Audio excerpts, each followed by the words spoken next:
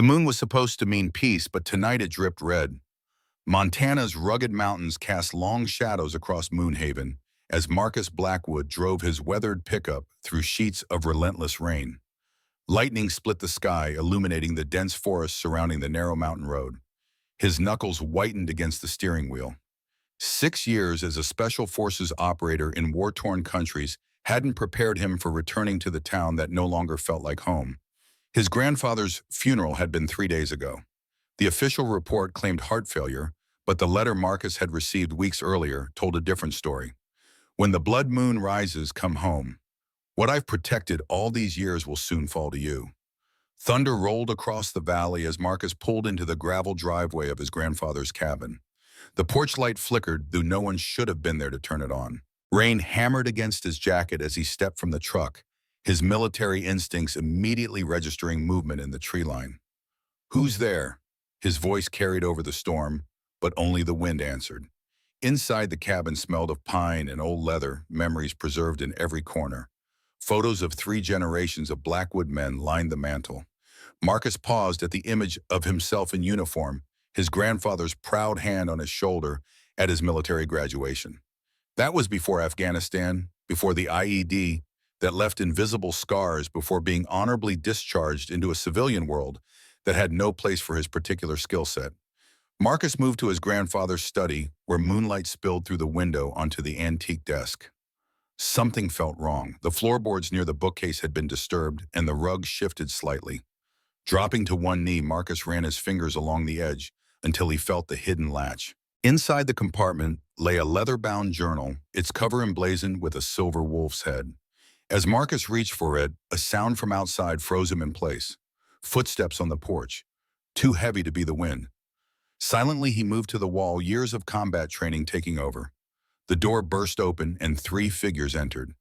Even in the dim light, Marcus could see their eyes reflected an unnatural amber glow. "He's been here," one growled voice, inhuman. "Find the journal before he discovers it."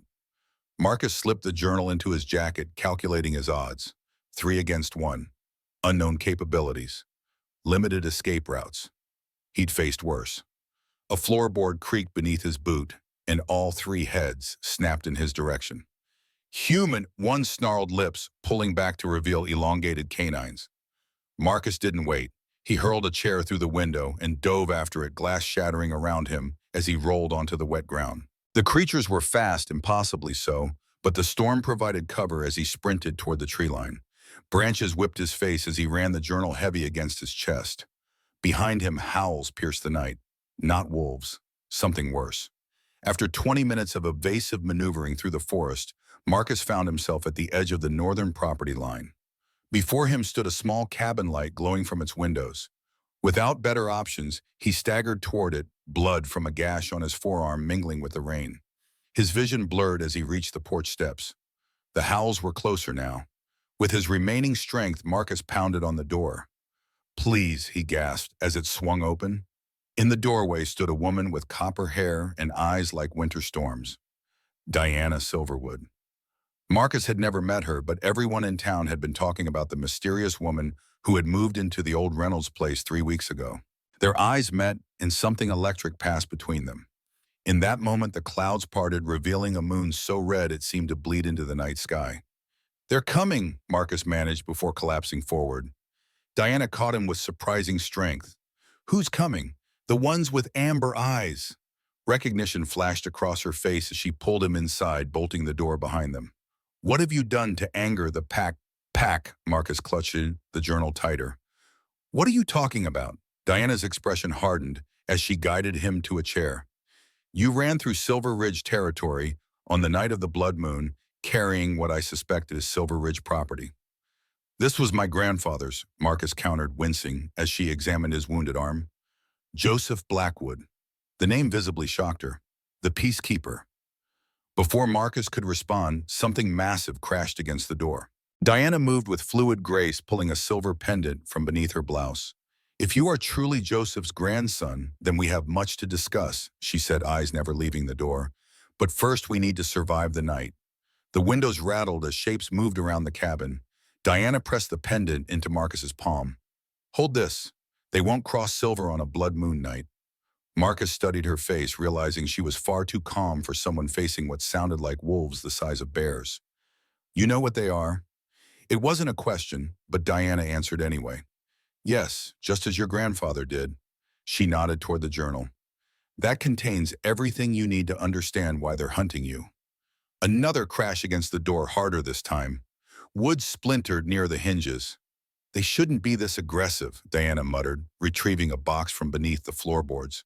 Inside lay what appeared to be ancient weapons carved from bone and silver. Not unless they believe you pose an existential threat. All I did was come home to bury my grandfather, Marcus said, though even as the words left his mouth, he knew there was more to the story. Your grandfather wasn't just any man, Diana replied, handing him a silver dagger, and neither are you if you carry his blood. The attack on the door stopped suddenly. Silence fell, broken only by the persistent rain. Diana tensed, her entire body alert. They're retreating, she whispered, approaching the window cautiously.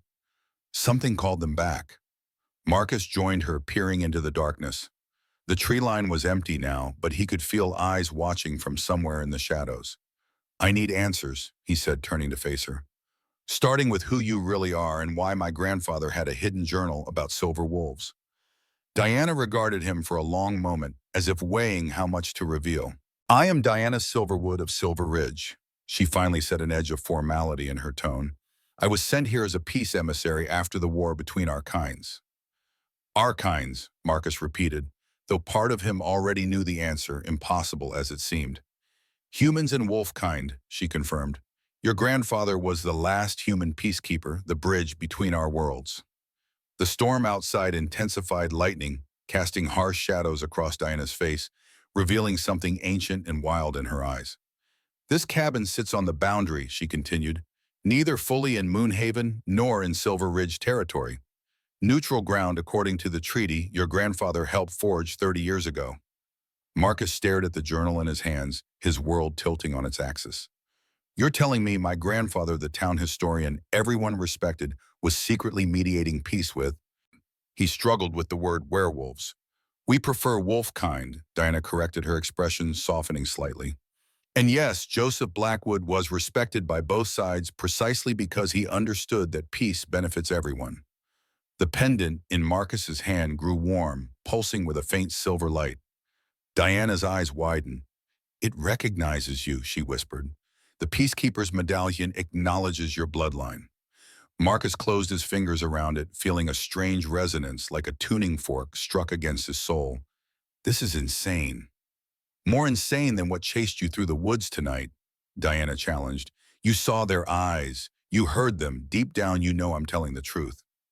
The rational part of Marcus's mind fought against accepting her words, yet he couldn't deny what he'd witnessed. His military training had prepared him to adapt to unexpected situations, but this stretched the boundaries of reality. Why would my grandfather keep this from me? He asked the question, directed more at himself than Diana. To protect you, she replied simply. Knowledge of our kind puts humans in danger. Only those who need to know are told. Marcus's gaze fell to the journal again. Then why leave this for me to find? Diana moved closer, her presence somehow both comforting and unsettling. That's what we need to discover. Joseph wouldn't have left it unless he believed you would need it. The medallion pulsed again, stronger this time, casting silver light between Marcus's fingers. Diana stepped back, her expression turning to one of alarm. Open the journal, she urged. Now. Marcus did as instructed, turning to the first page. His grandfather's familiar handwriting filled the yellowed paper. To my grandson, if you're reading this, I am gone, and the responsibility of the covenant now falls to you. The blood moon rises once every 30 years, and with it the opportunity to either strengthen or break the curse that binds our worlds. Trust Diana. She carries the mark of the lost moon bloodline, though she doesn't yet know it. Together you are the key to ending centuries of conflict. The medallion flared brightly, its light encompassing both Marcus and Diana. She gasped, her hand flying to her throat, where beneath her collar a silver pattern began to glow, tracing across her skin like luminous veins. What's happening to me? She whispered, pulling down her collar to reveal an intricate mark resembling a crescent moon surrounded by ancient runes. Marcus stared, transfixed. The mark of the lost moon bloodline. He read from the journal, his voice steadying as he embraced this new reality. The bloodline thought extinct for generations. Diana touched the mark with trembling fingers. This isn't possible. I'm just a diplomatic hostage sent to maintain the fragile peace. According to this, Marcus continued reading, you're much more. Your bloodline once commanded both humans and wolfkind. That's why you were sent away from Silver Ridge. Not as an emissary, but because someone feared what you might become.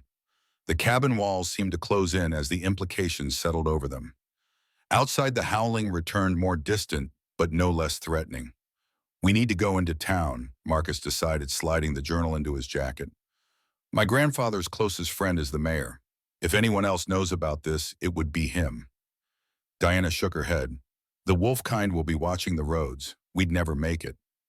They retreated for a reason, Marcus pointed out. Something called them back. That gives us an opportunity. And if we're caught, Marcus checked the silver dagger she had given him. I spent 6 years in special forces. Getting through hostile territory is what I was trained for. For the first time, Diana looked at him with something approaching respect. The military experience your grandfather mentioned, he said it would prove valuable. He talked about me, Diana nodded. He was proud of your service. Said your experiences would prepare you for this role, though he hoped you'd never need to take it on. Something warm unfurled in Marcus's chest. After returning from his tours, feeling disconnected and purposeless, learning his grandfather had still valued his skills meant more than he could express. We'll take my truck, he said, moving toward the window to check the forest again. Stay close to me and keep that mark covered. If what the journal says is true, it makes you a target for both sides. Both sides? Diana questioned, wrapping a scarf around her neck to hide the glowing mark. Human or wolf people fear what they don't understand. Marcus replied, memories of war-torn villages flashing through his mind. And power always attracts those who would misuse it. They moved cautiously to Marcus's truck, the rain providing cover for their departure. As they pulled away from the cabin, Diana glanced back at the tree line. They're letting us go, she murmured. Why? Marcus gripped the steering wheel tighter. Either they're planning something else or someone's giving us a head start. The drive into Moonhaven proper took 20 minutes, winding down mountain roads slick with rain. The town slumbered beneath the blood moon, its Victorian buildings and modern storefronts, creating an architectural timeline of the community's evolution. Marcus parked behind Town Hall, away from streetlights and potential observers. Mayor Richard Kincaid lives in the apartment upstairs, he explained as they approached the building. He and my grandfather were like brothers. If anyone has answers, it's him. The back door was unlocked, just as it had been for as long as Marcus could remember. Small towns still operated on trust, even in these uncertain times. They climbed the narrow staircase to the 3rd floor where light spilled from beneath the mayor's door. Marcus knocked 3 times, then twice more, a pattern from childhood visits. The door opened to reveal Richard Kincaid, his weathered face breaking into surprise. Marcus, what brings you here at this hour? His eyes shifted to Diana, narrowing slightly. And with Ms. Silverwood, no less. We need to talk, Uncle Rich, Marcus said, using his childhood name for the man, about the wolf kind and why they tried to kill me tonight. Kincaid's expression darkened. He stepped back, allowing them entry. I was afraid of this. Joe warned me you might come seeking answers after he was gone. The mayor's apartment was sparsely furnished but comfortable, with books lining every wall. He gestured for them to sit while he locked the door and drew the curtains. How much do you know? He asked, pouring 3 glasses of whiskey with hands that trembled slightly. Marcus placed the journal on the coffee table. Enough to understand my grandfather was keeping secrets. Enough to know Diana isn't just an outsider who moved to town. Kincaid nodded slowly, his gaze fixed on the journal. And the medallion, do you have it? Marcus produced it from his pocket, the silver still warm against his palm. Kincaid reached for it, then hesitated. It's already chosen you, he observed, just as Joe said it would. Chosen me for what exactly? Marcus pressed. Kincaid took a long drink of whiskey. To be the next peacekeeper, the human anchor for the covenant that prevents all-out war between our worlds. Diana leaned forward. In my role in this, the journal mentioned the Lost Moon bloodline. The mayor studied her with new intensity. Show me. Hesitantly, Diana unwrapped the scarf, revealing the silver mark still glowing faintly beneath her skin. Kincaid inhaled sharply, taking an involuntary step back. It's true then, he whispered, after all these centuries. He moved to a bookshelf, pulling down an ancient leather-bound volume hidden behind more modern texts. This is the complete history of the Covenant, dating back to the first blood moon curse in 1687. Opening it to a page marked with a silver ribbon, he revealed an illustration that matched the mark on Diana's throat perfectly. The Lost Moon bloodline was believed extinct after the Great Purge 300 years ago, Kincaid explained. They alone could command both humans and wolfkind without transformation. Their power came from the moon itself. Why would this mark appear now? Diana asked, touching the glowing pattern. Kincaid's expression grew grave. Because the blood moon curse is reaching its culmination. Every 30 years, the curse strengthens or weakens, depending on the choices made by those bound to it. What curse? Marcus demanded, frustration mounting with each cryptic answer. Kincaid pointed to another illustration in the book. A wolf with silver eyes beside a human with a mark identical to Diana's. The first alpha of Silver Ridge, Alexander Silverwood, fell in love with a human woman who carried the moon's blessing. But to maintain his power over the pack, he sacrificed her under the blood moon, believing her death would transfer her abilities to him. Instead, Diana continued, as if the story awakened ancestral memory, the moon goddess cursed him and his descendants. Any bond forged under a blood moon would end in death. One lives, one dies. Precisely, Kincaid confirmed. For 3 centuries, this curse has claimed lives on both sides. Your grandfather Marcus discovered that the curse wasn't fate but choice. Sacrifice made from love instead of power might break it forever. Marcus looked between Diana and Kincaid, the impossible truth settling around him like a mantle. You're saying Diana and I are somehow bound by this curse. The moment you met under the blood moon, the bond began forming, Kincaid said solemnly. That's why the wolfkind tried to kill you tonight. Some believe ending your life would prevent the bond from completing. Diana stood abruptly, pacing the small room. This is absurd. I was sent here as a peace emissary, not to fulfill some ancient prophecy. Were you, Kincaid challenged, or were you sent away because someone in Silver Ridge recognized what you might become, the first of the Lost Moon bloodline to appear in centuries just as the blood moon returns? Marcus watched Diana's face as doubt crept into her expression. The council was unusually divided about my assignment, she admitted. Some argued vehemently against sending me. Because they knew, Kincaid said simply. The windows rattled suddenly as wind lashed against the building. All 3 turned toward the sound tension filling the room. We should continue this conversation elsewhere, Kincaid said, gathering the ancient book and a few personal items. Town Hall isn't as neutral as your grandfather's cabin. Marcus moved to the window, peering through a gap in the curtains. The street below appeared empty, but he could feel a watchful eyes. I count at least 3 in the shadows across the square. Silver Ridge Scouts. Diana confirmed, her senses clearly sharper than an ordinary human's. They're not attacking, just observing. For now, Kincaid muttered, retrieving a small wooden box from behind a false panel in the bookcase. Take these. Silver bullets. A last resort if diplomacy fails. Marcus accepted the box, the weight familiar from his military days. I never thought I'd need ammunition after leaving the service. Your grandfather hoped the same, Kincaid said, his voice softening. He was proud of your military career, but prouder still of your decision to leave violence behind. A sharp pain lanced through Marcus's head, bringing with it a flash of memory. His grandfather sitting beside his hospital bed after the IED explosion, saying words that now carried new meaning. Some battles can't be won with bullets, son. The most important ones are fought with wisdom and restraint. Uncle Rich, Marcus said slowly, how did my grandfather really die? The mayor's shoulders slumped.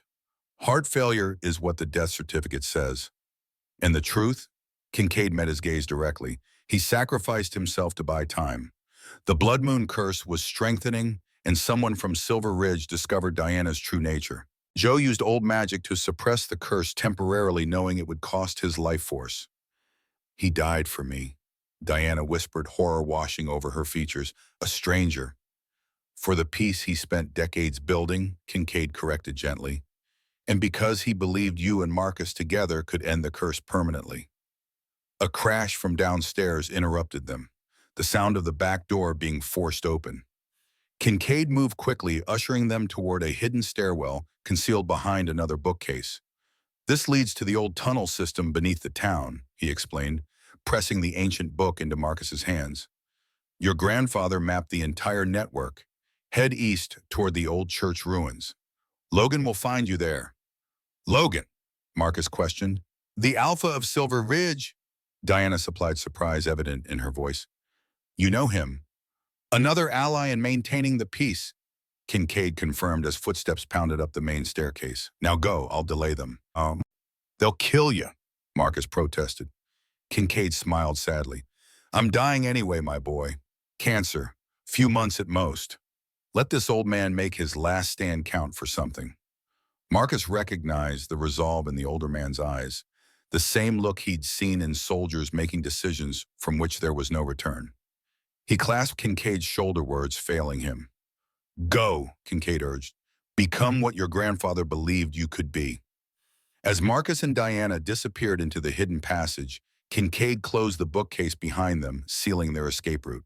The last thing Marcus heard was the mayor greeting the intruders with surprising calm. Gentlemen of Silver Ridge, a bit late for a town council meeting, wouldn't you say?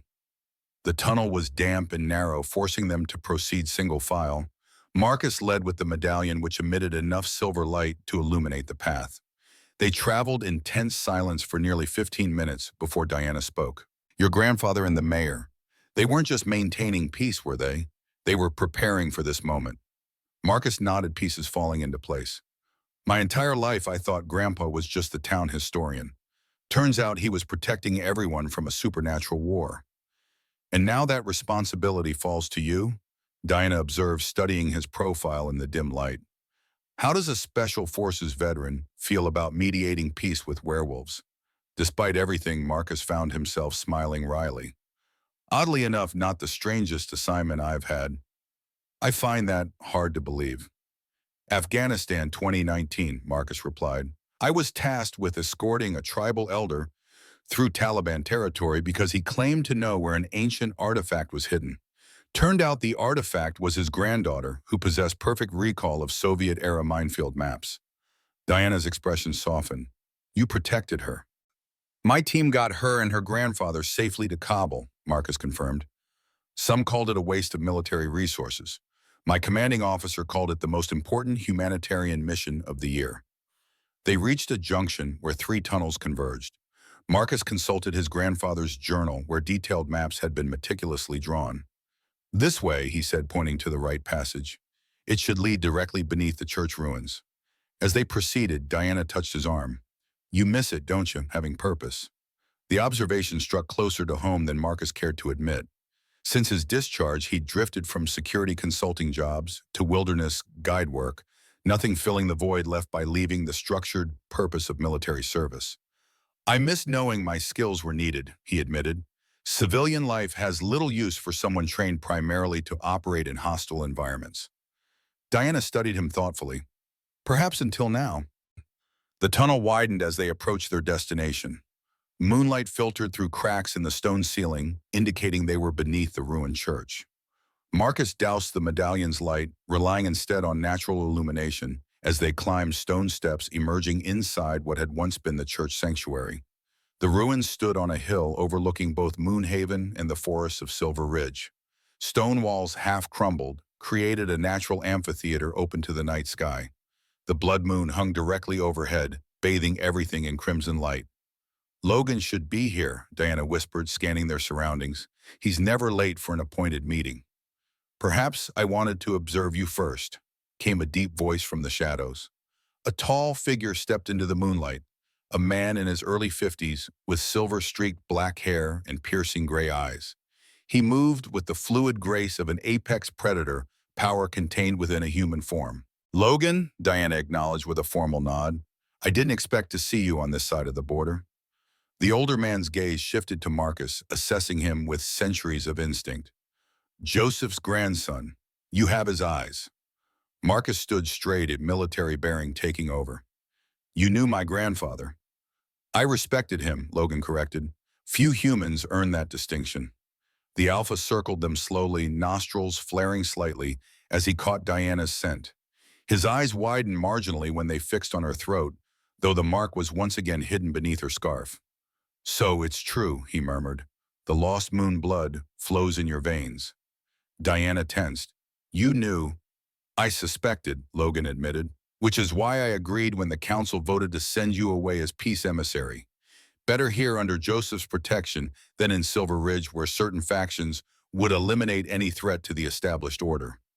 Marcus stepped forward. We were told to meet you here. Why? Logan's expression grew somber.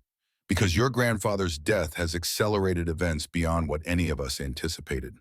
The Blood Moon curse is strengthening faster than ever before, and someone in my pack has decided to take matters into their own hands. The attack at the cabin, Diana realized. Unauthorized, Logan confirmed, led by my nephew Victor, who believes the only way to end the curse is to prevent any new bonds from forming. By killing me, Marcus concluded. Logan nodded once. Victor leads those who believe humans should never know of our existence. He saw Joseph as a necessary evil, but views you as an untested variable. And what do you believe? Marcus challenged. The Alpha studied him, centuries of wisdom evident in his gaze. I believe Joseph Blackwood saw something in you worth betting his life on. Your military experience isn't coincidence, young Blackwood. Your grandfather knew what was coming. The mark on Diana's throat pulsed, suddenly glowing through the fabric of her scarf. She gasped, clutching at it as silver light spilled between her fingers. It's responding to your proximity, Logan observed, keeping his distance. The bond between you strengthens under the blood moon. Marcus felt it too, a pull toward Diana that defied rational explanation, as if invisible threads were weaving their fates together. This bond, he asked, forcing himself to focus. What exactly does it mean for us? Logan's expression darkened. According to the curse, one of you will die, so the other may live. That's been the pattern for 3 centuries. Love under a blood moon always ends in sacrifice. That's insane, Marcus protested. We barely know each other. The curse doesn't care about human notions of time or acquaintance, Logan replied. It recognizes souls that could balance each other, then twists that potential into tragedy. Diana unwrapped her scarf, revealing the mark now glowing brightly. My entire life I've been taught that humans are different from us, weaker, shorter-lived, but necessary allies. No one ever mentioned this power sleeping in my blood. Because those who knew feared it, Logan explained. The Lost Moon bloodline once commanded both species equally, neither fully human nor fully wolf, but something in between. A distant howl cut through the night, followed by another, then more joining in a chilling chorus. Victor, Logan growled, eyes flashing amber. He's tracked you here. Marcus's combat instincts kicked in. How many? At least a dozen, Logan replied, already moving toward the eastern wall. We need to get you both to the old sanctuary beneath the church. It's warded against wolfkind, even on blood moon nights.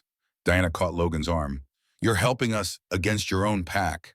The Alpha's expression revealed centuries of weariness. I've watched this curse destroy too many lives. Joseph believed you two could end it forever. I'm choosing to honor his faith. They hurried toward the remnants of the altar where Logan pressed a specific sequence of stones. A section of the floor slid away, revealing stone steps descending into darkness.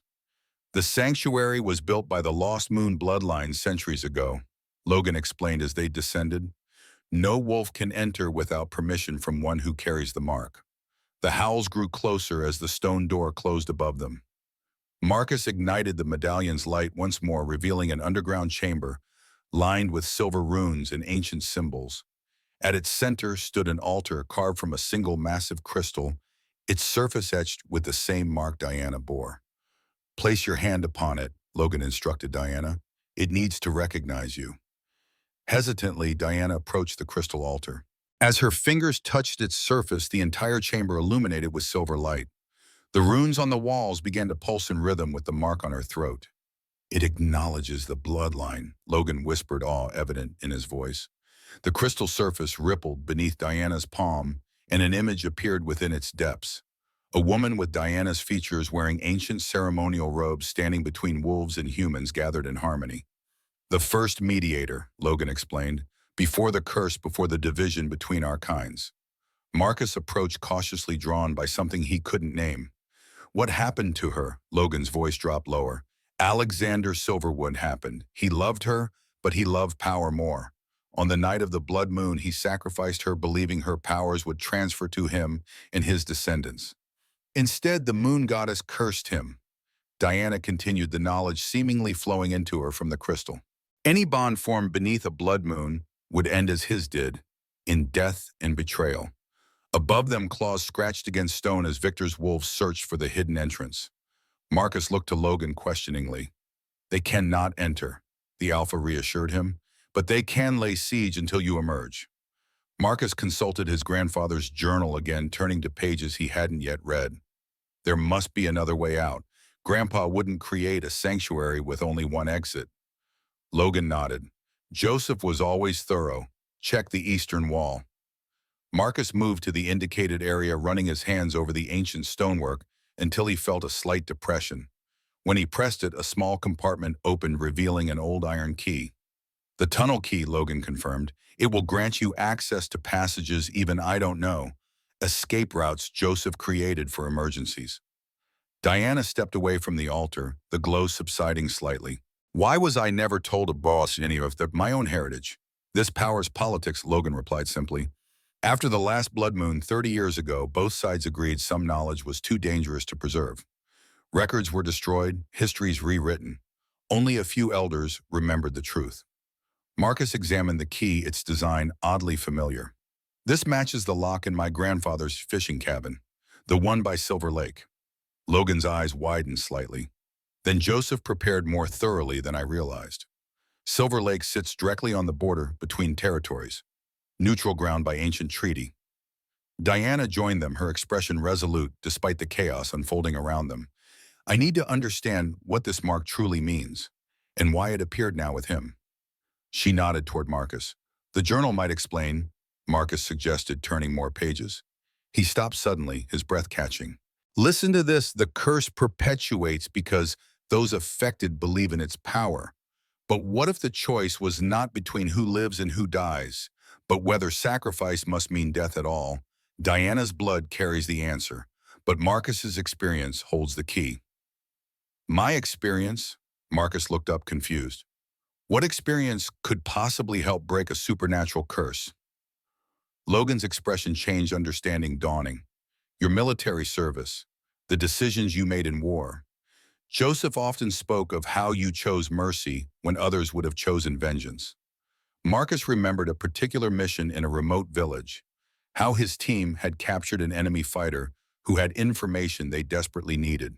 Standard procedure would have allowed enhanced interrogation, but Marcus had chosen a different approach, earning the man's cooperation through respect rather than fear. Grandpa said war revealed true character, Marcus murmured. I never understood what he meant until now. Diana stepped closer, the silver light from her mark casting shadows across her face. Your grandfather believed your combat experience prepared you not for more violence, but for making impossible choices under pressure. A sudden crash from above interrupted them. Victor's pack had found the entrance and was attempting to force it open. The sanctuary will hold, Logan assured them, but not indefinitely against determined attackers. You need to leave while you can.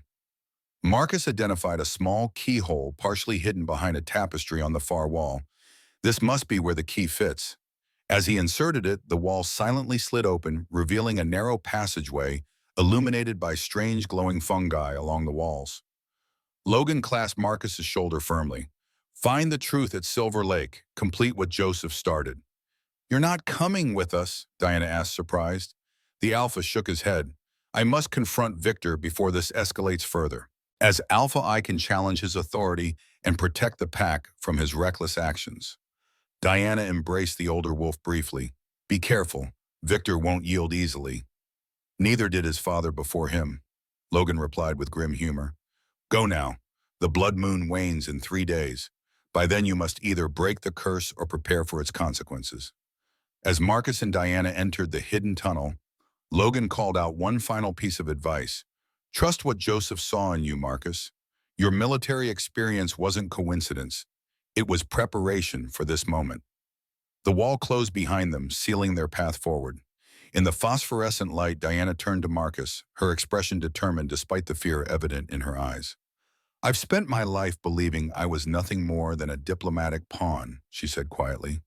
Now I discover I carry the blood of beings powerful enough to command wolves and humans alike. Marcus studied her, seeing beyond the supernatural glow to the person beneath, someone whose world had just been upended as thoroughly as his own.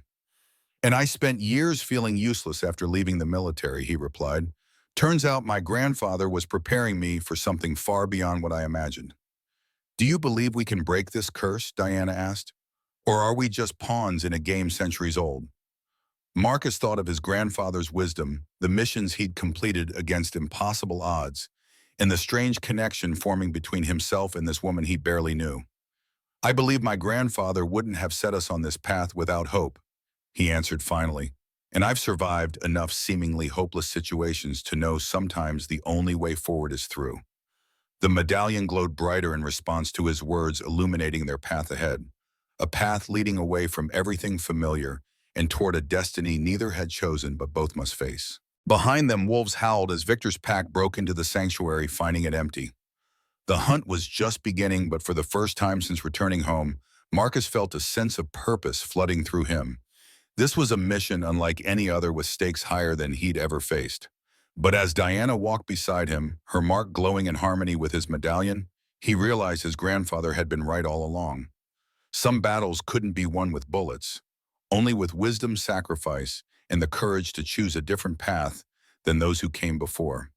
The tunnel stretched before them like a vein through the mountain, ancient and pulsing with strange energy. Marcus led the way, the medallion's silver light revealing glittering mineral deposits embedded in the walls. The path sloped gradually upward, carrying them away from the church ruins and towards Silver Lake. "My grandfather brought me fishing at that lake every summer," Marcus said, breaking the heavy silence. "All those years, I never knew we were sitting on the border between two worlds." Diana walked close behind him, her mark casting additional light that danced with the medallion's glow. "The best boundaries are the ones you never notice crossing." The fungi along the tunnel walls seemed to respond to their presence, brightening as they passed and dimming in their wake, creating the unsettling impression that the passage itself was alive and watching. "How far to Silver Lake?" Diana asked, her voice echoing softly against the stone. 5 miles, maybe 6, Marcus estimated, though these tunnels might not follow the most direct route. He consulted his grandfather's journal again, holding the medallion closer to illuminate the faded maps. The pages revealed an intricate network of passages connecting key locations throughout both territories, an underground railroad for those who needed to move unseen between worlds. "Your grandfather was extraordinarily thorough," Diane observed, studying the maps over his shoulder. Her proximity sent a strange warmth through him, not unpleasant but unsettling in its intensity. "Military precision," Marcus noted, "but not military purpose. These tunnels weren't designed for attack or defense. They were created to connect, to unite." They continued in contemplative silence until reaching a chamber where 5 tunnels converged.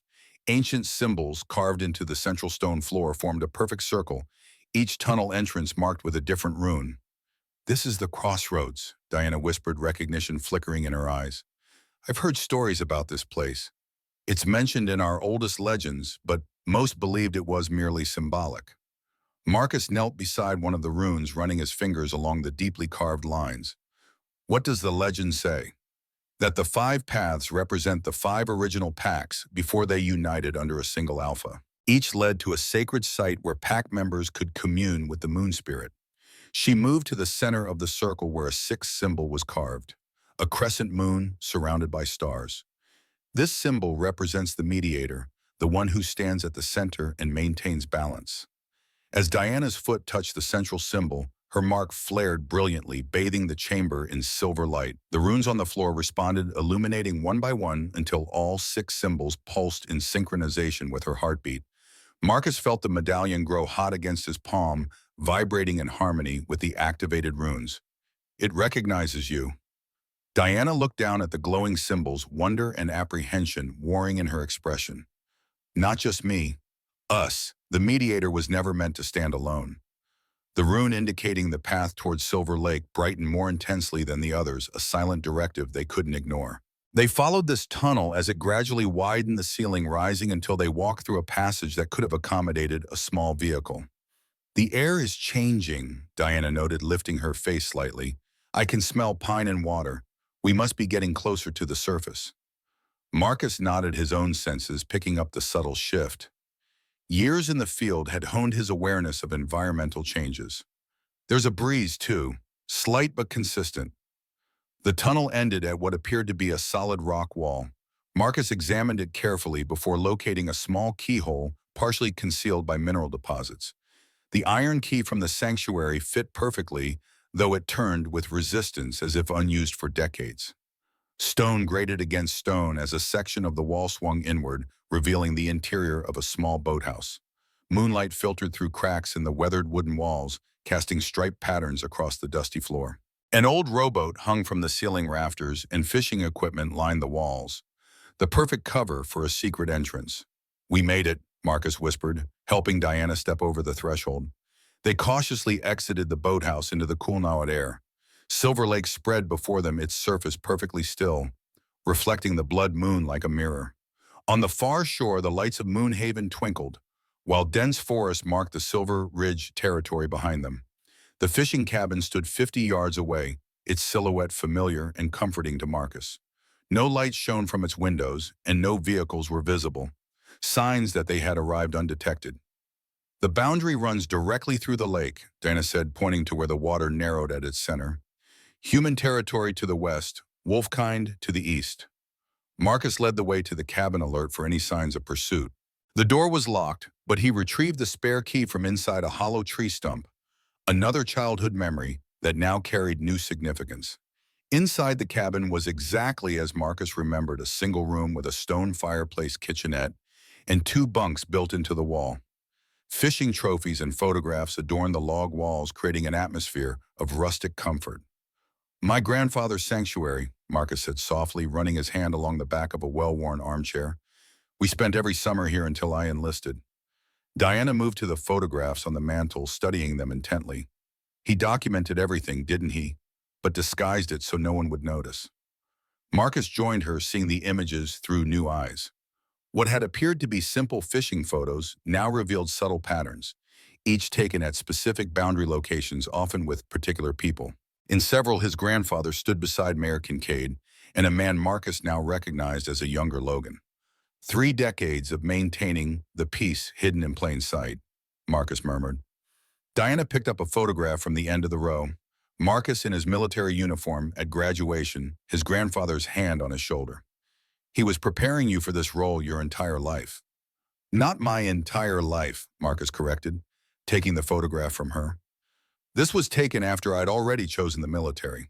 I think Grandpa adapted his plans to incorporate whatever path I chose." Moving to the stone fireplace, Marcus pressed on a seemingly ordinary river rock embedded in the mortar. A section of the hearth slid sideways, revealing a hidden compartment containing a metal lockbox. "How did you know that was there?" Diana asked, surprised. "I didn't," Marcus admitted. "But Grandpa always said if I ever needed anything important at the cabin to look to the river stone that doesn't match the others." I never understood what he meant until now. The lockbox required a combination. Marcus tried his grandfather's birthday, without success than his own. The lock remained sealed. Diana leaned closer, studying the lockbox's surface where a small constellation had been etched into the metal. "The Hunter's Crown," she identified. "It appears in the winter sky directly above Silver Lake." December 21st, Marcus realized. Winter solstice. The date Grandpa always insisted we visit the lake no matter how cold. He entered the numbers 12 through 21. The lock clicked open, revealing contents that made both of them gasp. Inside lay a silver dagger with runes matching those in the underground crossroads, a vial of dark liquid sealed with wax, a small leather pouch, and a letter addressed to Marcus in his grandfather's handwriting. With slightly trembling hands, Marcus broke the seal on the letter and read aloud, "Marcus, my boy, if you're reading this, then what I feared has come to pass. The blood moon curse has found its next vessels, and you are among them. I've spent my life studying this curse, learning its patterns and weaknesses. What I discovered gives me hope that this 30-year cycle could be the last. The curse persists because it was born of betrayal and sacrifice perverted by greed. Alexander Silverwood killed his beloved not from love, but from desire for power. The moon goddess's curse was specific. Any bond formed under the blood moon must end with one life sacrificed so another may live. But here lies the truth hidden for centuries. Sacrifice does not necessarily mean death. The first mediators understood this. They offered parts of themselves, memories, years of life, even abilities, as sacrifice to maintain balance without bloodshed. The dagger is ceremonial, used to focus intent during the offering. The vial contains water from Silver Lake collected during the last blood moon 30 years ago. The pouch holds crushed moonstone from the original mediator's altar. Diana's blood carries the power, but your experience holds the key. Your time in war taught you something essential, that sometimes victory comes not through destruction, but through protection, the willingness to give rather than take. The final night of the blood moon approaches. You must return to the crossroads and complete the ritual of offering. But be warned, others will try to prevent you. Some believe the curse can only end through death, as it has for 3 centuries. I wish I could be there to guide you, but my time runs short. Know that I have always been proud of you, Marcus, not for your strength or courage, though you possess both in abundance, but for your heart. It is your capacity for compassion that will break this curse if anything can. Trust Diana, trust yourself, and remember, the greatest power comes not from controlling others, but from mastering oneself. With love and faith, your grandfather Joseph. Silence fell as Marcus finished reading, the weight of Joseph's words settling around them. Outside, the blood moon continued its silent vigil, casting the cabin in crimson light. Diana reached for the ceremonial dagger, her fingers hovering just above its handle.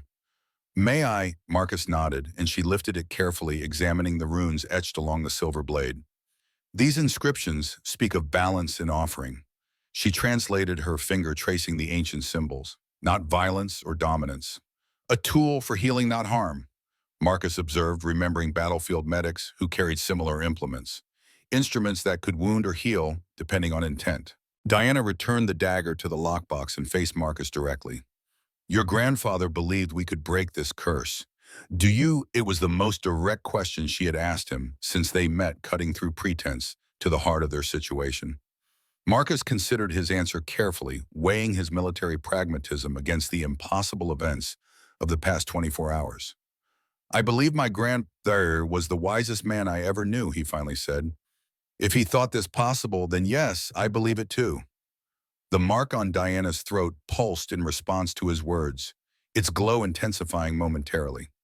She touched it reflexively, a gesture that had already become familiar. "It responds to conviction," she noted. "To truth." A sudden howl split the night, followed by another, then more, joining in discordant chorus. Unlike the organized hunting pattern they'd heard earlier, these calls were chaotic, urgent. Marcus moved to the window, peering cautiously through the curtains. Something's happening in Silver Ridge territory. Diana joined him, her expression darkening as she listened to the howls. "That's not a hunting party, it's an alarm." "For what?" She turned to him, worry etched across her features. "A challenge.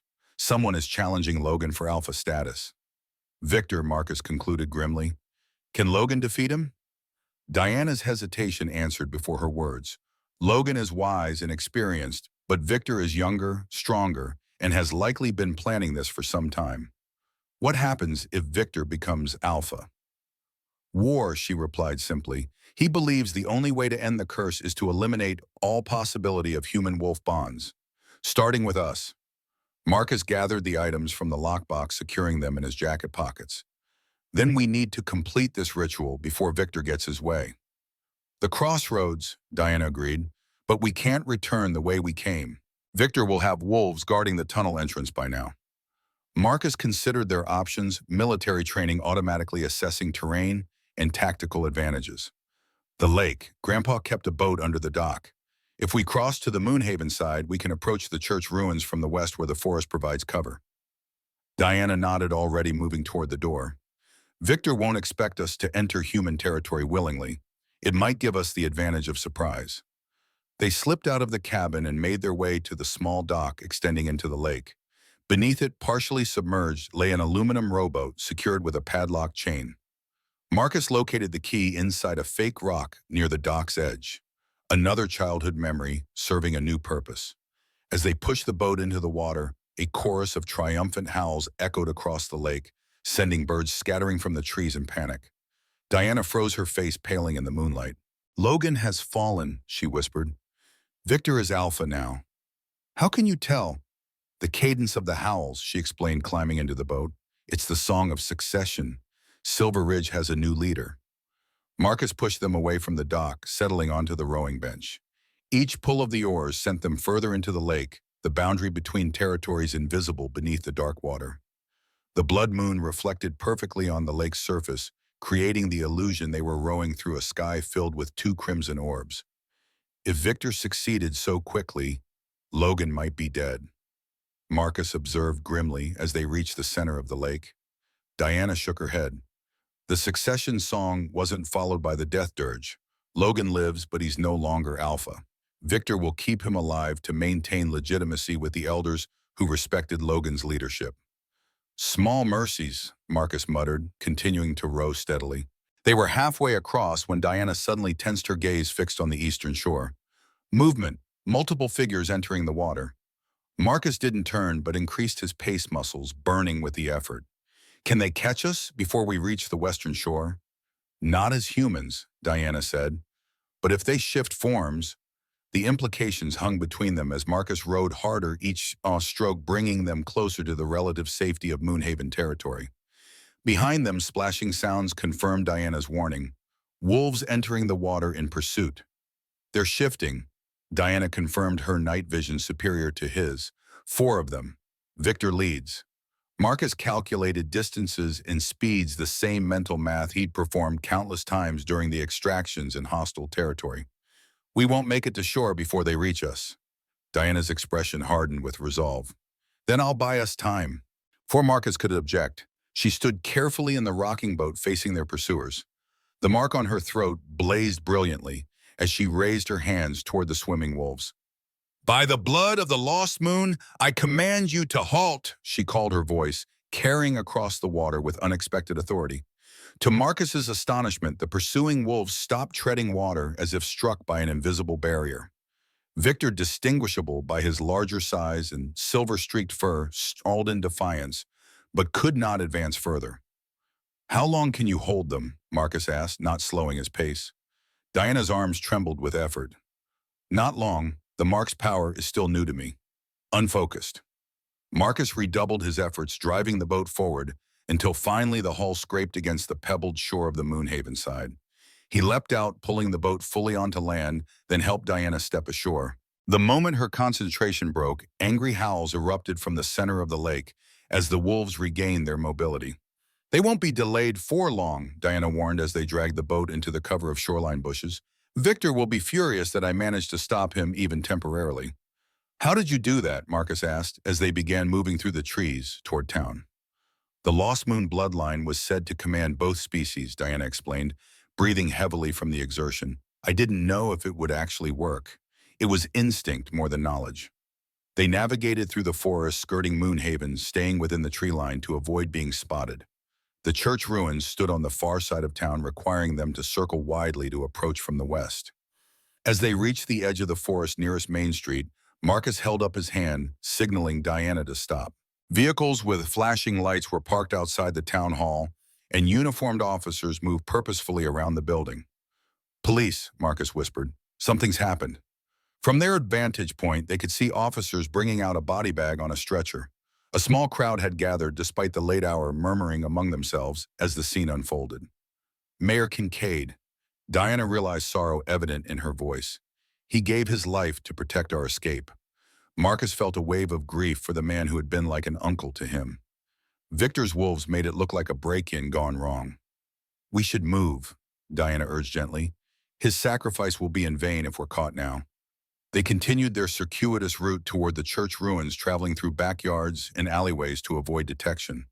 The town had come awake despite the late hour, the police presence drawing curious onlookers. Victor isn't just challenging Logan's leadership, Marcus observed as they paused behind an abandoned garage. He's breaking decades of careful coexistence. Killing a human mayor crosses a line that can't be uncrossed. He believes the curse can only end through elimination of all bonds, Diana replied. The peace your grandfather and Logan built represents everything he opposes. They reached the western approach to the church hill, a steep incline covered with pine trees and undergrowth. From this direction, no paths led to the ruins, forcing them to climb through dense vegetation. Marcus took point, creating a path for Diana to follow. His combat boots found purchase on the slippery ground as he systematically navigated the difficult terrain.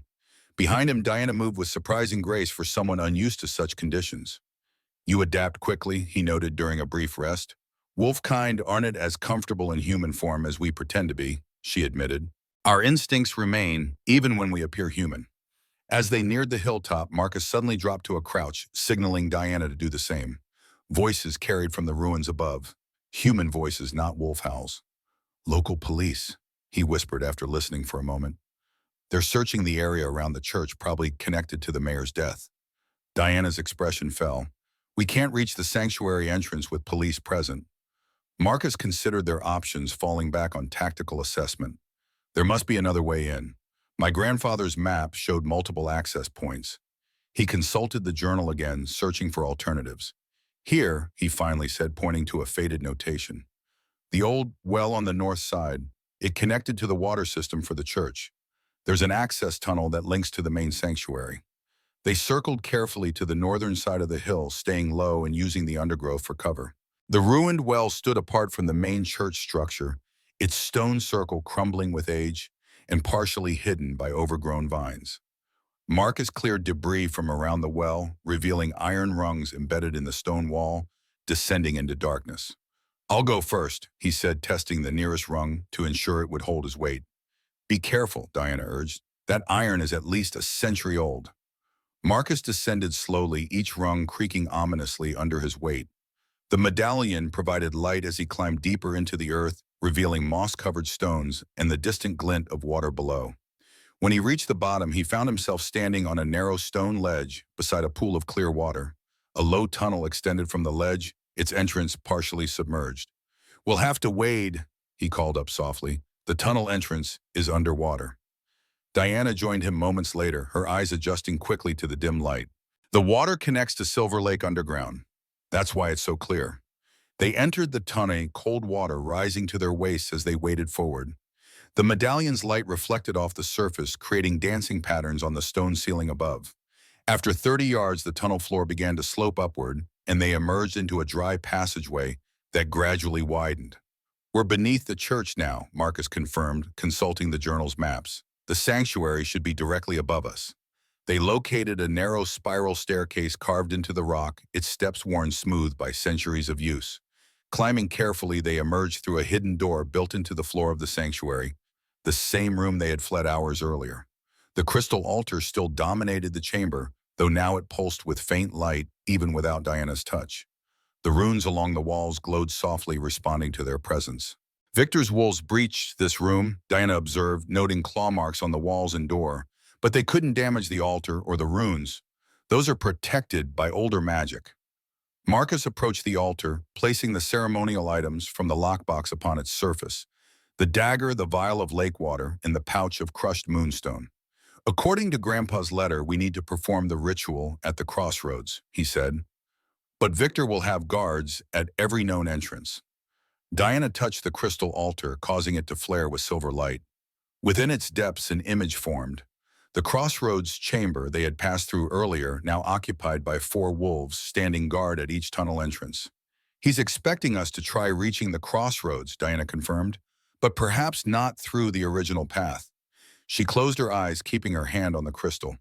The image shifted, revealing a different angle of the crossroads chamber. One section of wall contained a hairline crack running from floor to ceiling.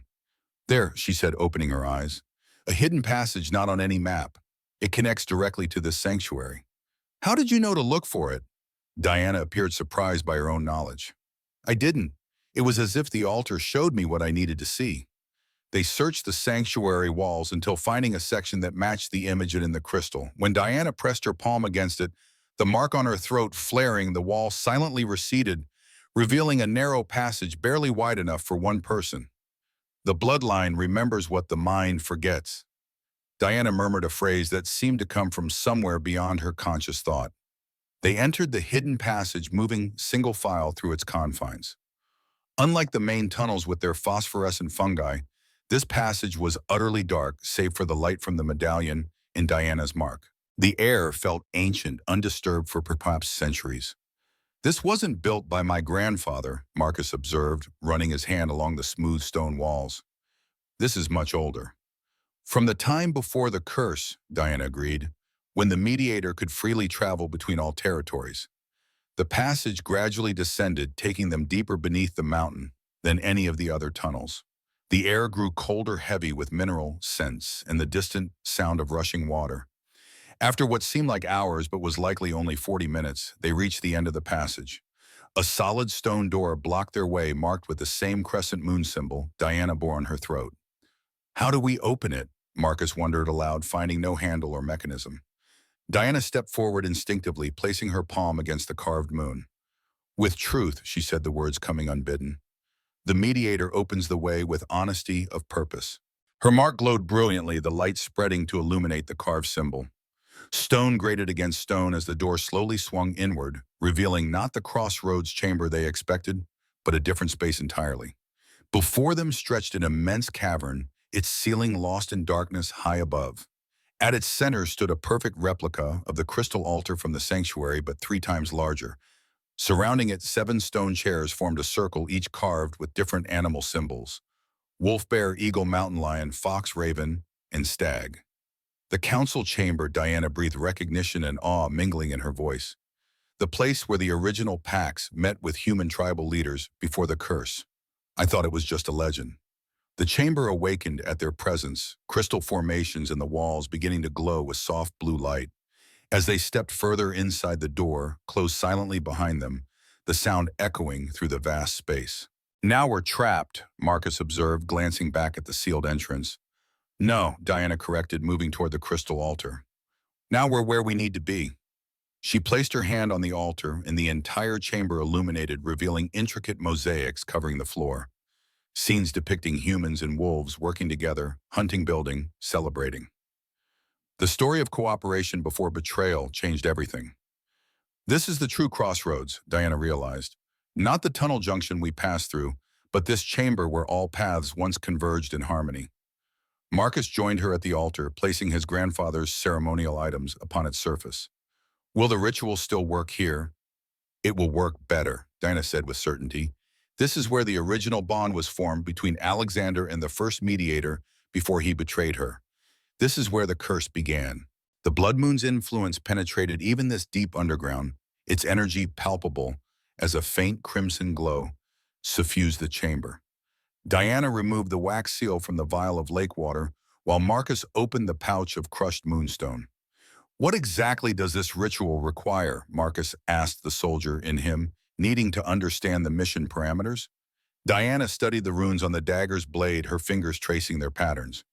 According to these inscriptions, we must each offer something of value, a sacrifice freely given, not taken by force. But not our lives, Marcus clarified. The curse demands balance, Diana explained. For 3 centuries, that balance has been maintained through death. One lives, one dies. Your grandfather believed there was another way. Sacrifice without destruction. Marcus thought of his grandfather's letter. Memories, years, abilities.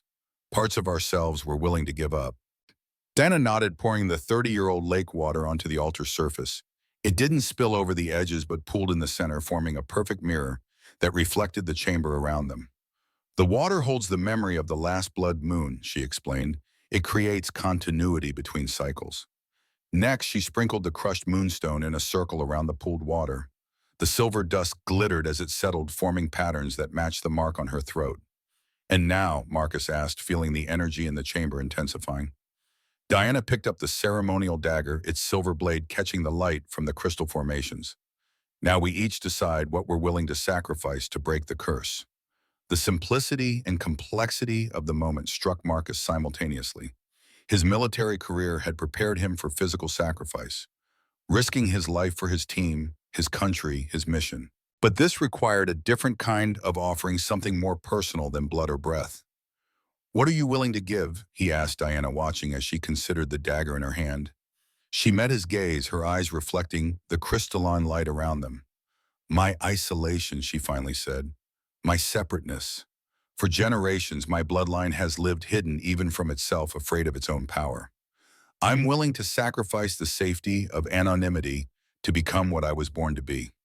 A bridge between worlds. The mark on her throat pulsed as she spoke, responding to her declared intent. She drew the dagger across her palm, not deeply but enough to draw blood. As the crimson drops fell into the pooled water, they didn't disperse but remained distinct, forming the shape of the crescent moon. Diana extended the dagger to Marcus. "And you, what sacrifice will you offer?" Marcus accepted the blade, its weight familiar yet different from any weapon he'd carried in combat. He thought of his grandfather's words, that his military experience was preparation not for more violence, but for this moment of choice. In that instant, Marcus understood what Joseph had meant. 6 years in special forces had taught him the value of control over his emotions, his responses, his environment. That control had kept him alive in combat zones, but had also isolated him from others after his return. "I sacrifice my barriers," he said, the words feeling right as they formed. "The walls I built to survive war. The distance I've maintained from everyone since returning home. The belief that I must stand apart to remain strong." The medallion warmed against his skin as he drew the dagger across his palm. His blood joined Diana's in the water, forming not a moon, but a star within the crescent she had created. The chamber responded immediately, the crystal formations pulsing with increasing intensity. The pooled water on the altar began to glow silver light, spiraling upward in a column that reached toward the cavern ceiling. "The offering is accepted," Diana whispered, wonder filling her voice. Marcus felt a strange sensation flowing through him, not pain but a profound shifting, as if parts of himself were rearranging into a new configuration. Beside him, Diana gasped, her mark flaring brilliantly before settling into a steady glow. The light column collapsed suddenly back into the altar, sending a shockwave of energy throughout the chamber. The water had vanished, leaving behind a single crystal formation shaped like a teardrop, half silver and half crimson. "What happens now?" Marcus asked, his voice sounding different even to his own ears. More open, less guarded. Diana touched her throat where the mark still glowed, though now it appeared more like a silver tattoo than an otherworldly brand. "The ritual is complete, but the curse—" Before she could finish, the chamber shuddered violently. Dust and small stones rained from the ceiling as a tremendous impact shook the mountain above them. "Victor," Diana realized, alarm filling her eyes. "He's found us." The chamber continued to shake as dust and debris rained from above. Marcus instinctively moved to shield Diana, military training taking over as he assessed escape options. "How did Victor find this place?" he asked, steadying her as another tremor rocked the cavern. "The ritual," Diana replied, clutching the crystal formation from the altar. It released a surge of energy. Any wolfkind within miles would have sensed it. A deafening crack split the air as a fissure opened in the ceiling, sending larger chunks of stone crashing to the chamber floor. Moonlight spilled through the growing gap, blood red and ominous. "They're digging down from the church ruins," Marcus realized. "We need to move." Diana studied the chamber walls frantically. There must be another exit. The original mediators wouldn't have created a space with only one way out. The crystal formations lining the walls pulsed erratically as the chamber continued to deteriorate. Marcus noticed one section where the light pattern differed, a subtle rhythm distinct from the chaos around it. "There," he pointed. "That pattern is deliberate." They crossed the chamber, dodging falling debris. As they reached the wall, Diana pressed her palm against the pulsing crystal. A section of stone slid away, revealing a narrow passage sloping steeply upward. "Go," Marcus urged, as the ceiling fissure widened, a massive boulder crashing down where they had stood moments before. They scrambled into the passage as the chamber collapsed behind them, the entrance sealing itself as they fled. The tunnel twisted upward through the mountain-carved steps worn smooth by centuries of use. Diana led the way, her mark providing light in the darkness. "This passage is ancient," she observed, her fingers trailing along symbols etched into the walls. "These markings predate the curse." "Where does it lead?" Marcus asked, checking over his shoulder out of habit, though the tunnel behind them remained empty. "Based on the direction, somewhere in Silver Ridge territory," Diana replied. "The original mediators maintained direct routes between key locations." They climbed for what seemed like hours, the passage gradually widening until they could walk side by side. The air grew fresher, carrying the scent of pine and earth. "How do you feel?" Marcus asked, studying Diana's profile in the silver light from her mark. She considered the question thoughtfully. "Different. The mark doesn't burn anymore. It feels Integrated like it's always been part of me. The ritual changed something. Marcus agreed, aware of his own transformation. The hypervigilance that had followed him from war zones had softened, not gone, but no longer consuming. I feel more present, less divided. Our sacrifices were accepted, Diana said, touching the crystal formation she'd taken from the altar. But did we break the curse? Before Marcus could respond, the passage ended at a stone door carved with a familiar moon and star symbol. Diana touched it lightly and it opened without resistance. They stepped into the cool night air atop a hill overlooking Silver Ridge territory. Below them sprawled an encampment of wooden structures and stone buildings nestled among ancient trees. Lights blazed throughout the settlement, unusual for the late hour. My home, Diana whispered, emotion thick in her voice. Silver Ridge. Marcus surveyed the scene with tactical precision. Something's happening. The entire settlement is awake. Diana's expression darkened as she observed movement in the central clearing. Victor has called a full pack gathering. He's consolidating his power as new alpha. They crouched behind a rock outcropping, assessing their options. The blood moon hung low in the western sky, approaching the horizon. Dawn was perhaps 2 hours away.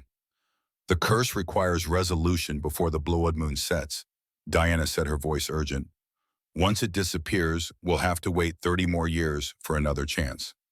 Marcus studied the settlement, identifying guard positions and movement patterns with practiced ease. We need to reach Logan. If he's still alive, he might know if the ritual succeeded. He'll be held in the Elder Hall, Diana said, pointing to a large stone building set apart from the others.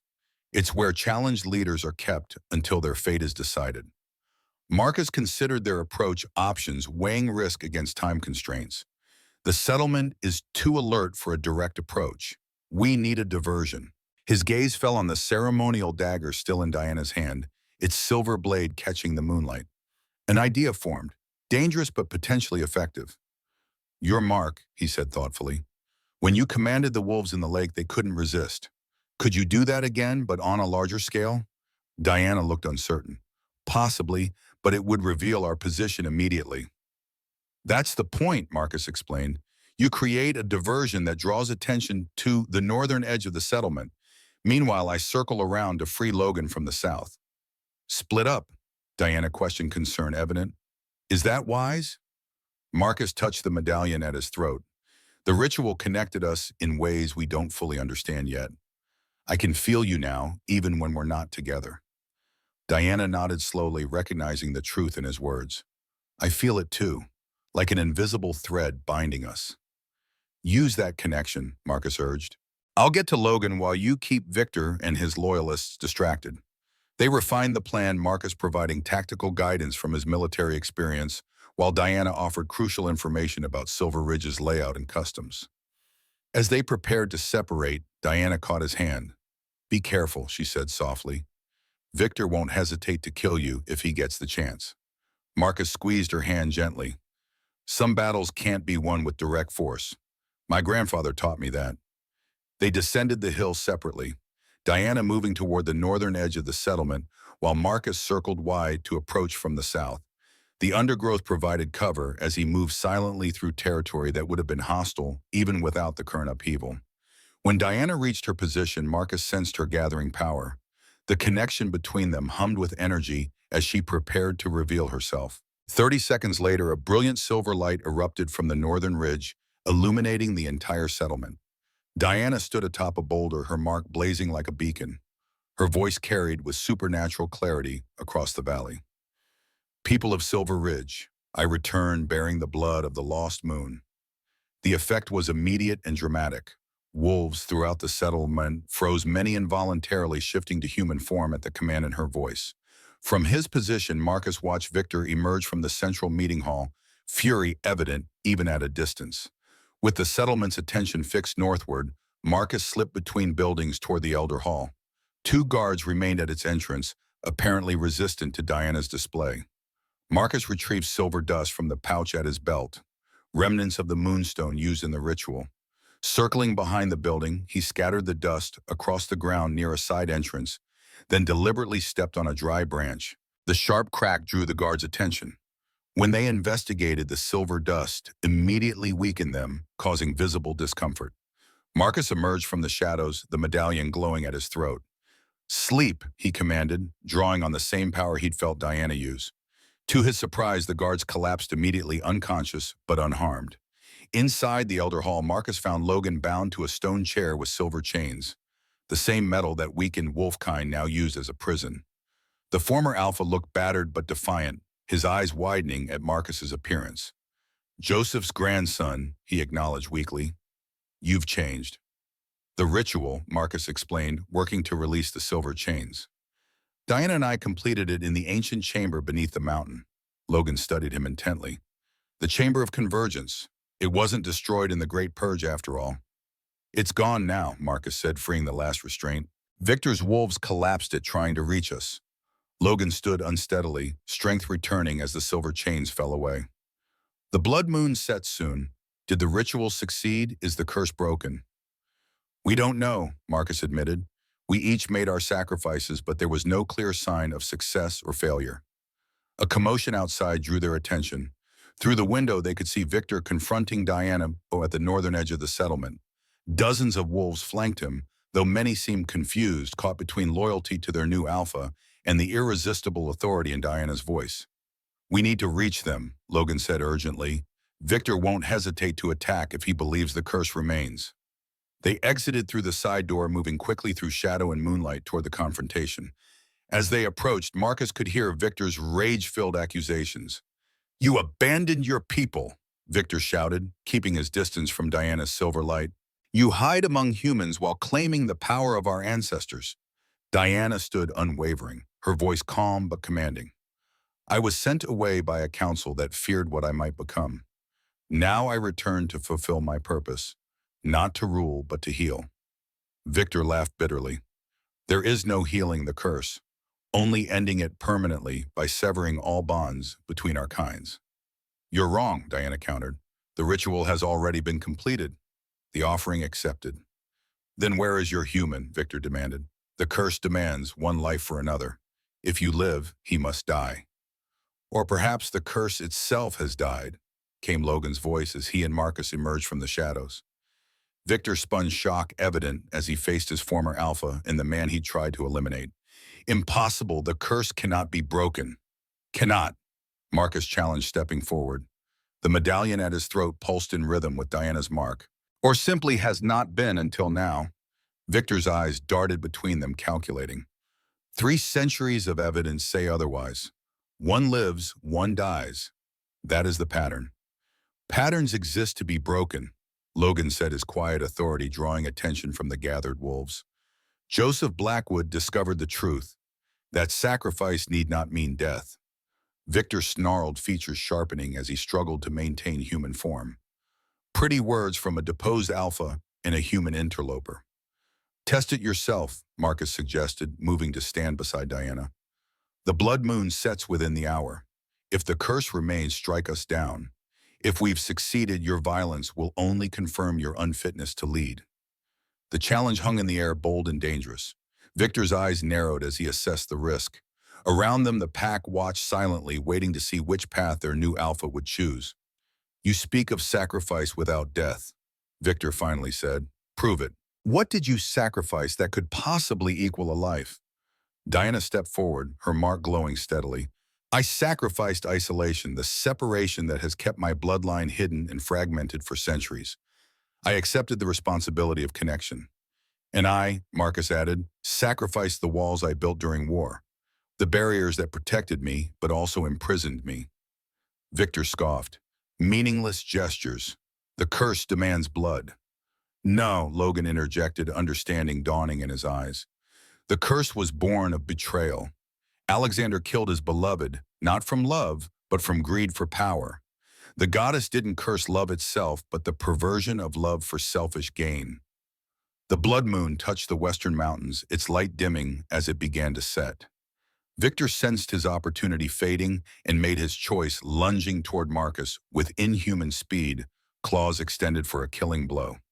Marcus didn't dodge or defend himself. Instead, he stood firm, eyes locked with Diana's across the short distance between them. In that moment, the connection between them flared brilliantly, medallion and mark pulsing in perfect synchronization. Victor's claws stopped inches from Marcus's throat, held back by an invisible barrier of silver light that enveloped both Marcus and Diana. The wolf snarled in frustration, striking repeatedly against the protective field without success. "This is your answer," Logan said, addressing the pack. "The curse demanded sacrifice, not death. These two have offered parts of themselves willingly, and the goddess has accepted their offering." The blood moon slipped further behind the mountains, its crimson light fading to orange, then gold. As the last red glow disappeared, the silver light surrounding Marcus and Diana pulsed once more, then expanded outward in a gentle wave that washed over the entire settlement. Where it touched the wolves, something changed. Many gasped or staggered, clutching their chests as if feeling something long forgotten. The silver light settled into the earth itself, sinking into the soil of Silver Ridge territory. "What have you done?" Victor demanded, his voice stripped of its earlier confidence. Diana's expression reflected wonder and understanding. "Restored balance. The curse twisted the natural connection between human and wolf into something deadly. We've undone that perversion." Logan approached Victor slowly. "The pack feels it even if you refuse to. The burden we've carried for centuries has lifted." Around them, wolves began to shift forms, some to human, others to wolf, many to something in between that had been impossible before. The rigid boundaries that had defined their existence for generations suddenly became fluid, optional, rather than mandatory. "This is chaos," Victor protested, though doubt had crept into his voice. "Without the curse to maintain separation, what becomes of us, of our identity?" "We choose it for ourselves," Logan answered simply, "as we were meant to do before fear divided us." The former alpha turned to address the gathered pack. "For 3 centuries, we've lived in fear of the blood moon of human connection of our own hearts. That fear ends tonight." He gestured to Marcus and Diana. "The grandson of Joseph Blackwood and the Order of the Lost Moon bloodline have fulfilled the prophecy our elders dared not hope for. The curse is broken. The choice of how we proceed now belongs to all of us." The pack's response was immediate and overwhelming. Howls of joy erupted throughout the settlement, some wolves running in celebratory circles while others embraced in human form. The release of 300 years of fear manifested in emotional catharsis that swept through Silver Ridge like a cleansing tide. Victor alone remained unmoved, his features hardened with resentment. "This changes nothing. Humans will still fear us, hunt us. The separation was our protection." "Fear comes from ignorance," Marcus said, drawing on his grandfather's wisdom. "My grandfather spent his life building bridges between our worlds. Small steps, careful progress. That work continues." "Not through me," Victor spat. "I won't live in this new world of yours." Before anyone could respond, he shifted fully to wolf form and darted into the forest, disappearing into the pre-dawn shadows. Several of his closest supporters followed, though most of the pack remained. Logan watched them go with resigned acceptance. Some wounds take longer to heal, perhaps in time. He turned to face Marcus and Diana. "The pack owes you a debt we cannot repay. But I must ask, what happens now? The bond between you remains, though transformed." The question hung in the air as Marcus and Diana looked at each other. The connection between them pulsed gently, no longer driven by curse or prophecy, but something more natural and unforced. "I don't know," Diana admitted. "All my life was spent preparing for a role I didn't understand. Now that it's fulfilled, now we choose," Marcus finished for her. The military precision in his thinking had softened, allowing space for possibility rather than just strategy. "My grandfather once told me that the end of one mission is just the beginning of another." Logan nodded approvingly. "Wise words, and perhaps more literal than you realize." He led them to a building near the center of the settlement, a circular structure with a domed roof that Marcus recognized from his grandfather's photographs. Inside, an empty circular table occupied the center of the room, which was surrounded by 12 chairs. "The council chamber," Logan explained, "where decisions affecting both territories were once made before the curse divided us." He gestured to 2 chairs positioned side by side, distinguished by carvings of the moon and star symbols they now carried. "These have remained empty for 3 centuries, awaiting the return of the mediators." Diana touched her chair hesitantly. "You're offering us positions on the council." "Not offering," Logan corrected, "recognizing what already exists. The bond between you serves a purpose beyond breaking the curse. It creates a bridge between our worlds that can never again be fully severed. The implications settled around them as the first rays of dawn filtered through windows high in the dome ceiling. The night of the blood moon had ended, but its legacy continued through them. What about Moonhaven? Marcus asked, thinking of the town still unaware of the supernatural revolution that had occurred during the night. They don't know about any of this. Some do, Logan countered. More than you might think. Your grandfather wasn't the only human keeping our secret. Mayor Kincaid had allies throughout the town, people who understood the importance of coexistence even without knowing all the details. They'll need leadership now, Diana observed, guidance through the transition. Logan smiled slightly, which is why the mediator roles have always come in pairs, one for each territory working together across boundaries. The sun continued to rise its golden light, replacing the blood-tinged glow that had dominated the night. Outside, the sounds of celebration had transformed into purposeful activity as the pack began adjusting to their new reality. There will be challenges, Logan warned. Victor won't be the only one resistant to change. Centuries of separation had left deep scars on both sides. My grandfather prepared for this, Marcus said, touching the journal in his pocket. He left maps, contacts, contingency plans. He believed reconciliation was possible, or he wouldn't have dedicated his life to it. Diana reached for his hand, their fingers intertwining naturally. And we have something no one has had for centuries, living proof that the curse can be overcome. That sacrifice doesn't have to mean destruction. Logan observed their joined hands with approval. The path ahead won't be easy. Victor and his followers will resist. Some humans will react with fear when they learn the truth. But for the first time in 300 years, we face these challenges without the shadow of the curse hanging over us. As if to emphasize his point, a wolf howl echoed from the forest. Not Victor's angry challenge, but a song of joy that others quickly joined. The sound carried across the valley, reaching toward Moonhaven as the border between territories seemed to thin in the morning light. We should return to town, Marcus said, thinking of the aftermath of Mayor Kincaid's death and the confusion it must have caused. There will be questions that need answering. Diana nodded, though her expression held a hint of uncertainty. Will they accept me? A woman who is not entirely human by their standards. They accepted my grandfather, Marcus reminded her, a man who straddled both worlds for decades. We start small with those who are ready to hear the truth. The rest will follow in time. Logan accompanied them to the edge of Silver Ridge territory as the morning sun bathed the landscape in golden light. At the boundary marker, a river stone carved with symbols from both cultures, he stopped. This is where I leave you for now, the former Alpha said. The pack needs stability during this transition. I'll serve as interim Alpha until proper elections can be held under the new reality. He clasped Marcus's arm in the traditional warrior's grip. Your grandfather would be proud of the man you have become. He saw in you what others missed, not just the soldier, but the peacemaker. To Diana, he offered a formal bow. The lost moon blood flows strong in you, mediator. Your ancestors would recognize their legacy in your courage. As Logan turned to leave, Diana called after him. What about the council? When will it convene? Logan looked back, and his expression lightening. The full moon rises in 2 weeks. A fitting time for new beginnings, don't you think? They watched him disappear into the trees before continuing their journey toward Moonhaven. The town lay peaceful in the morning light, unaware of how profoundly the world had changed overnight. Where do we start? Diana asked as they approached the outskirts. Marcus considered the question, applying tactical thinking to a very different kind of mission, with those who already suspect. My grandfather kept records of his allies, people he trusted with portions of the truth. We build from there carefully and deliberately. Like your grandfather did, Diana observed. Small steps that eventually bridge worlds. Exactly, Marcus agreed. Though we have an advantage, he never did. What's that? He smiled, squeezing her hand gently. The curse is already broken. We're just handling the aftermath.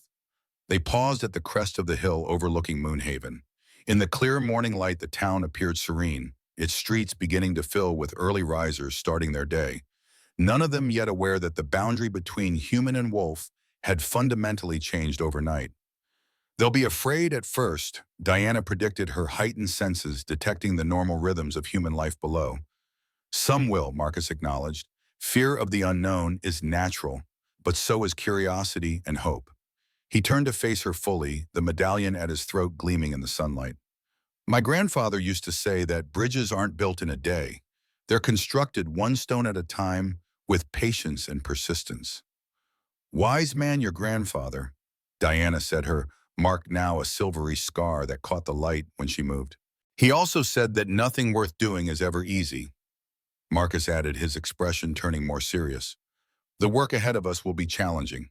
Victor and his followers will resist. Some humans will reject the truth entirely. Diana nodded thoughtfully. But for the first time in centuries, we face these challenges without the weight of the curse. That alone gives us an advantage my ancestors never had. As they prepared to descend into town, a familiar figure appeared on the path ahead, Logan having circled through the forest to meet them one final time. His expression was grave as he approached. Victor has gathered his followers at the old border stones, he reported. They number fewer than I feared, perhaps 20 in all, but they've declared themselves separate from both pacts, loyal only to the old ways. Will they pose an immediate threat? Marcus asked, military assessment automatically engaging. Logan shook his head. Not today. They're wounded, confused. The breaking of the curse has affected them deeply, though they refuse to accept it. But in time, under Victor's influence, we'll be vigilant, Diana assured him, and perhaps some will return when they see that coexistence brings strength, not weakness. Perhaps, Logan agreed, though his tone suggested doubt. I came to warn you, but also to give you this. He held out a small wooden box carved with the symbols of both territories. Inside lay 2 rings, one silver and one gold, each bearing the combined moon and star insignia. The mediator rings, Logan explained, thought lost during the Great Purge. I've kept them hidden for decades, waiting for the prophecy to be fulfilled. Diana lifted the silver ring carefully. These were worn by the original mediators before the curse. A symbol of their authority and their bond, Logan confirmed. They belong to you now if you choose to accept them. Marcus and Diana exchanged glances, the connection between them humming with unspoken communication. After a moment, they each took a ring. Diana the silver, Marcus the gold. Not just symbols, Marcus realized as the medallion at his throat warmed in response to the ring. Tools like the dagger and the moonstone. For focusing intent, Diana agreed, feeling her mark respond similarly to the silver band. For maintaining balance. Logan nodded approvingly. You understand their purpose already. That gives me hope for what lies ahead. With that final gift delivered, the former Alpha turned towards Silver Ridge territory. The Council awaits your guidance when you're ready. Until then, we will prepare our people for the new world you have helped create. As Logan disappeared once more into the forest, Marcus and Diana continued toward Moonhaven, the rising sun warming their backs. The town before them remained unchanged, yet everything had transformed in ways its residents could not yet comprehend. My grandfather's fishing cabin, Marcus suggested. It's neutral territory, and he kept records there that will help us identify potential allies. Diana nodded, then smiled unexpectedly. Do you know what I find strangest about all this? What? After centuries of fear and separation, after a night that changed the course of both our worlds, she said life simply continues. The sunrise. People wake up. The ordinary persists alongside the extraordinary. Marcus considered her observation, thinking of battlefields he'd left behind and the civilian lives that had continued despite proximity to conflict. That's how real change happens, not with dramatic declarations, but with quiet persistence that eventually makes the extraordinary seem ordinary. They reached the edge of town just as Moonhaven fully awakened to the new day. A police car passed its occupants, nodding respectfully to Marcus. His grandfather's grandson, a respected veteran, returned home. They had no idea that he now carried a responsibility far beyond what any military service had prepared him for. One step at a time, Diana murmured, sensing his thoughts through their strengthened bond. One step at a time, Marcus agreed, the gold ring warming on his finger as they crossed the invisible boundary into town. No longer separate territories, but the beginning of something new. Behind them, where the forest met the town, a wolf watched from the shadows. Not Victor or his followers, but a young female with curious eyes. She observed the human and the wolf woman walking together, sensed the new energy in the air, and felt something long dormant awakening inside her. After a moment's hesitation, she stepped from the forest's edge and followed them at a distance drawn by possibility rather than threat. One small step across a boundary that had stood for centuries, the first of many to come. The curse of the blow moon had ended. The work of healing had just begun.